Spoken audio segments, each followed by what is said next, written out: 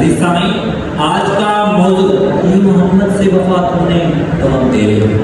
عالی اوقات آج کا موضوع شہر مشرق علامہ محمد اقبال کا لافانی پیغام ہے۔ اقبال تاریخ اسلام کے آئینے میں جھانکتے ہیں، غلامان محمد پر ایک نظر ڈالتے ہیں، اشاق مصطفیٰ پر کہکشاں کی صورت اترنے والی رحمت خداوندی کا جائزہ لیتے ہیں تو ان پر یہ حقیقت واضح ہو جاتی ہے کہ جب تک مرد مومن صحیح معنوں میں محبت و اطاعت رسول کو اپنا نہیں لیتا تب تک تقدیر خداوندی اس کی تدبیر کے اشاروں کی منتظر نہیں ہوتی، اور جب ہوتی ہے تو پتہ اخلاق سے ایک صدا آتی ہے کہ محمد سے وفا تو نے تو ہم تیرے ہیں، کہ محمد سے وفا تو نے تو ہم تیرے ہیں، یہ جہاں چیز ہے کیا لوح و قلم تیرے ہیں۔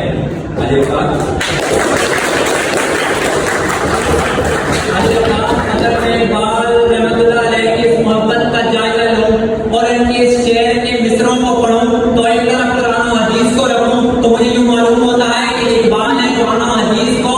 ملا کر ان کی مدد سے اپنے شعر کو مکمل کیا ہے۔ کیونکہ قرآن میں سورہ آل عمران میں اللہ فرماتا ہے قُلْ إِن كُنتُمْ تُحِبُّونَ اللَّهَ فَاتَّبِعُونِي، قرآن فرماتا ہے وَالضُّحَىٰ وَاللَّيْلِ إِذَا سَجَىٰ مَا وَدَّعَكَ رَبُّكَ وَمَا قَلَىٰ، قرآن فرماتا ہے طٰہَا،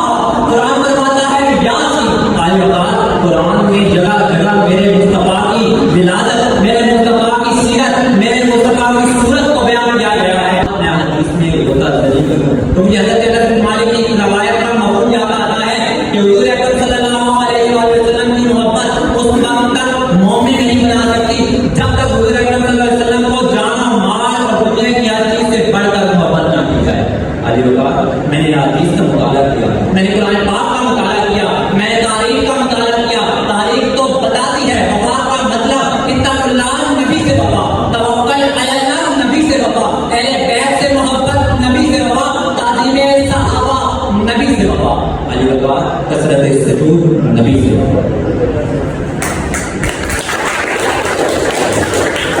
اس عرش کی روشن